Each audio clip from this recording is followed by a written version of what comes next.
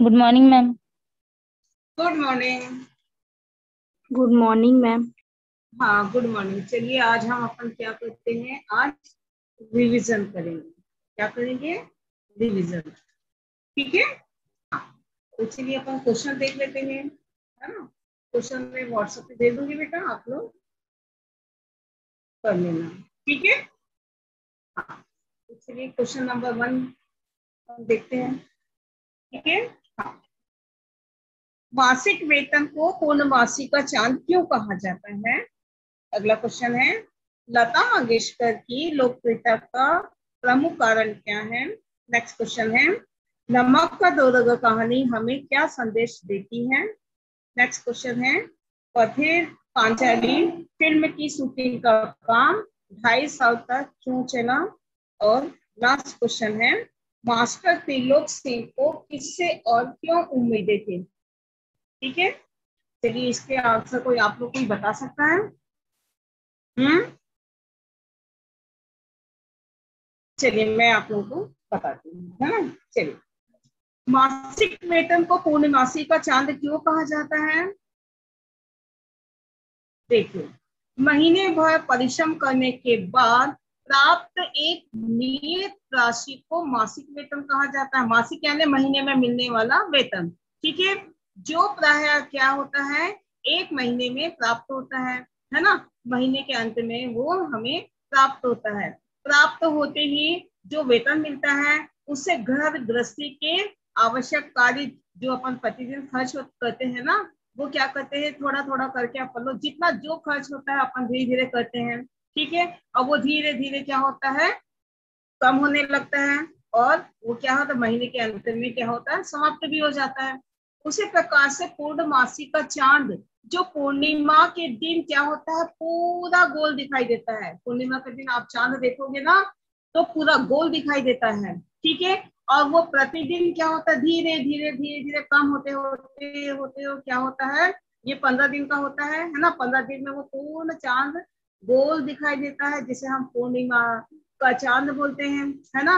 और वो धीरे धीरे कम होने लगता है। और कम होते होते होते क्या होता है, 15 दिन में क्या होता है, वो पूरा गायब हो जाता है, जिसको अपन अमावस्या बोलते हैं। अमावस्या के दिन चांद बिल्कुल नहीं दिखाई देता है ना। और फिर धीरे धीरे क्या होता है, बढ़ने लगता है। और फिर क्या होता है, पूर्णिमा के दिन वो पूरा गोल दिखाई देने लगता है ना। तो इस प्रकार से 15 दिन में चांद पूरा दिखता है। और 15 जिसे हम पूर्णमासी का चांद बोलते हैं। और 15 दिन के बाद वो फिर क्या होता है, खत्म हो जाता है। और जिसको हम अमावस्या बोलते हैं, जब चांद नहीं दिखता है ना। तो उसी प्रकार से जो हमारा मासिक वेतन होता है वो क्या होता है, महीने के अंत में आपको मिलता है एक नियत राशि, एक निश्चित दिन आपको मिलती है ना।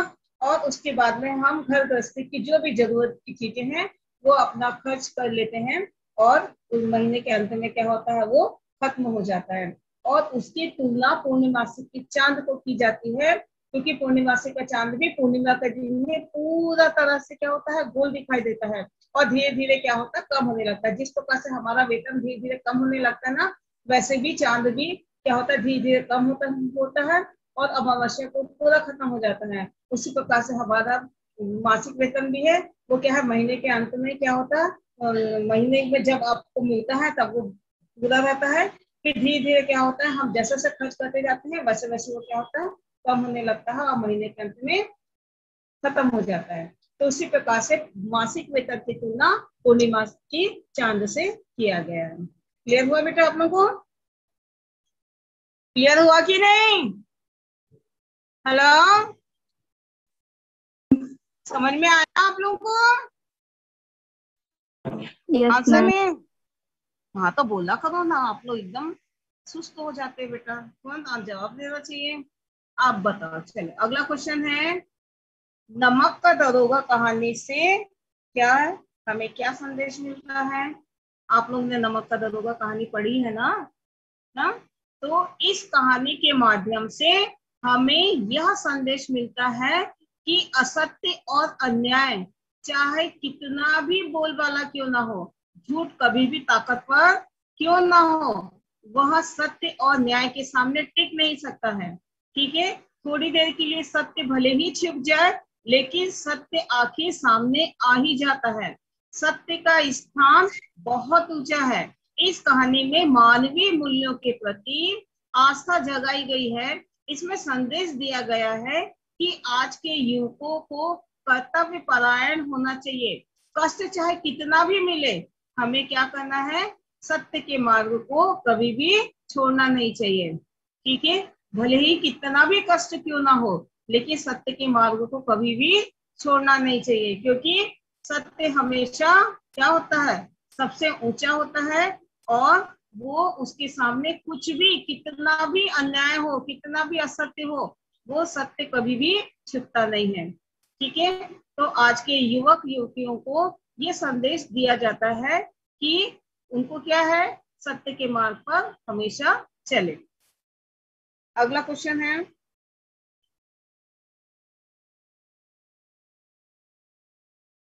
पथेर पांचाली फिल्म की शूटिंग का काम 2.5 साल तक क्यों चला? ठीक है, पथेर पांचाली जो फिल्म थी उसको बनने में कितना 2.5 साल लगा, क्यों? क्योंकि उसके कई कारण थे। ठीक है, एक तो जो फिल्मकार थे, जो लेखक थे, उस समय वो क्या थे? स्वयं एक विज्ञापन कंपनी में नौकरी करते थे, और जब उनको वेतन मिलता था, ठीक है, वेतन मिलता था, पैसे की व्यवस्था हो जाती थी, और उनको काम से जब अवकाश मिलता था, तब वो शूटिंग का काम आगे करते थे, क्योंकि उनके पास ज्यादा पैसा नहीं था, है ना? और जितना, जब भी उनको जितने पैसे की व्यवस्था होती थी, उतना ही वो फिल्म का काम आगे बढ़ा देते थे। ठीक है, और दूसरा कारण क्या था कि एक तो वो भूलोक जो कुत्ता था वो मर गया था, और श्रीनिवासन उनकी भी मृत्यु हो गई थी। तो ये भूलो कुत्ते के जैसा ही दूसरे कुत्ते की व्यवस्था करना, और श्रीनिवासन मिठाई वाले की मृत्यु हो जाने के बाद उसके जैसे कद काठी का व्यक्ति ढूंढना भी क्या था? एक बहुत बड़ी समस्या थी, और उसको ढूंढने में समय लगा। इसलिए क्या है, फिल्म की शूटिंग का काम धीरे धीरे क्या है, रुक रुक के आगे बढ़ता गया। ठीक है, और एक और कारण था, जो काश के फूल एक ऋतु में ही खिलते हैं, है ना? तो जब काश के जो फूल थे उस समय, तो क्या किए थे? जानवरों ने चट कर गए थे, खा गए थे, है ना? तो उस समय काश के फूलों की व्यवस्था करना क्या था? ऋतु आएगी तब तो फूल खिलेंगे, और तब फिल्म की शूटिंग होगी, है ना? तो इस प्रकार से फिल्म का काम भी क्या हुआ? रुक रुक के आगे बढ़ा, और इस प्रकार से फिल्म की शूटिंग क्या है? 2.5 साल तक चली। 2.5 साल तक बनने में समय लगा। अगला क्वेश्चन है,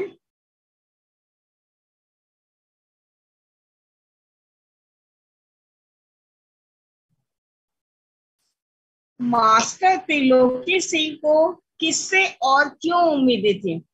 मास्टर त्रिलोकी सिंह कौन थे भाई? हाँ, मास्टर त्रिलोकी सिंह गांव के जो स्कूल थे उसके वो क्या थे? मास्टर थे, शिक्षक थे, और स्कूल में वो पढ़ाते थे। ठीक है, और उसी स्कूल में मोहन नाम का एक छात्र था, और वो कैसा था? वो काफी कैसा था भाई? कुशाग्र बुद्धि का था, पढ़ाई में बहुत तेज था, और संगीत में भी क्या था? सबसे आगे था। वो कैसा था मोहन?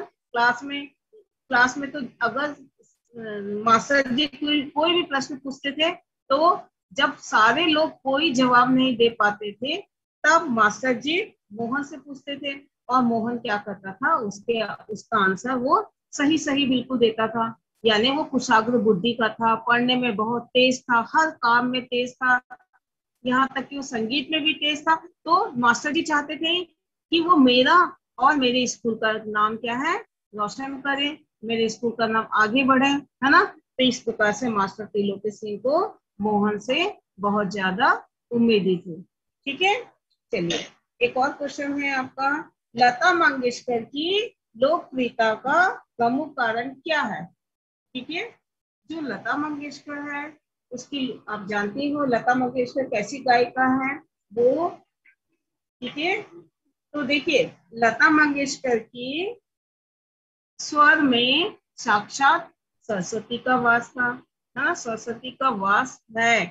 ठीक है, उनके गाने में कोमलता, निर्मलता, सुरीलापन के साथ शास्त्रीय और सुगम संगीत की अद्भुत समझ, ठीक, सम, अद्भुत समझ थी। और गान पान में कैसा था, वो उनकी लोकप्रियता का मूलाधार था। उनकी जो गाने में क्या था, बहुत आकर्षक था। लोग चाहे शास्त्रीय संगीत हो चाहे सुगम संगीत हो, वो सुनते थे तो वैसे ही क्या मंत्रमुग्ध हो जाते थे, बहुत ज्यादा आकर्षित होते थे। तो लोग छोटे बच्चे से लेकर बुजुर्ग तक उनके गाने को हर कोई पसंद करता था।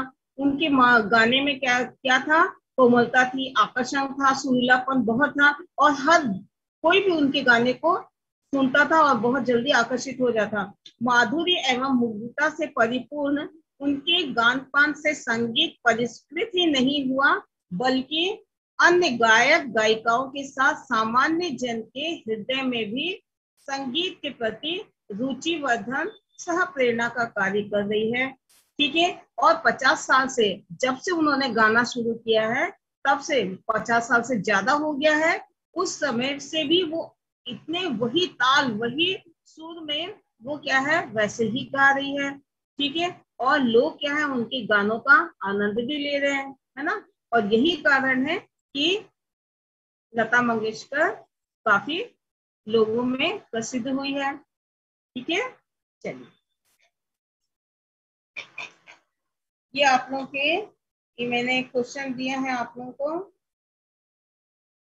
ये रिवीजन में आप लोग कॉपी में आप लोग नोट कर लेंगे। ठीक है, मैं फिर भी आप लोगों को व्हाट्सएप में इसके आंसर भेज दूंगी। ठीक है, और देखिए लता मंगेशकर है, वो तो है ही है, बहुत लोकप्रिय गायिका है। ठीक है, और उनको क्या है भारत कोकिला के नाम से भी उनको काफी अब मतलब पुरस्कार मिला हुआ है। ठीक है, और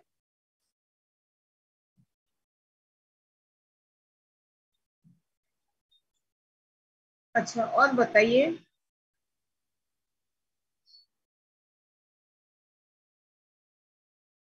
स्वर मालिकाएं किसे कहते हैं? ठीक है, स्वरों के क्रमबद्ध समूह को स्वर मालिकाएं कहते हैं। और स्वर मालिकाओं में बोल नहीं होते हैं। ठीक है, अब बताइए ध्वनि मुद्रिका क्या है? स्वर लिपि की ध्वनि मुद्रिका कहते हैं। किसको? स्वर लिपि को ही ध्वनि मुद्रिका कहा जाता है। ठीक है, ताल मिताल की क्या विशेषता है? ताल मिताल में क्या होता है?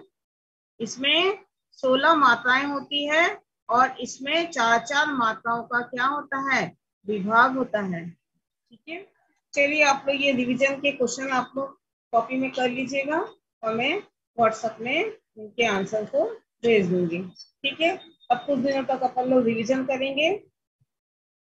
ठीक है, हाँ आप लोगों को कोई डाउट है बेटा?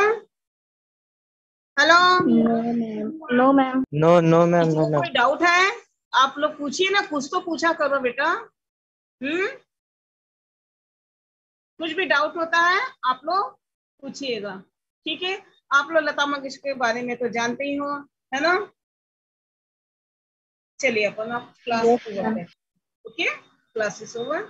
मैं डेली आप लोगों को क्वेश्चन दूंगी, आप लोग रिवीजन करेंगे और उसको फेयर कॉपी में नोट करेंगे। ओके, चलिए क्लास इज ओवर।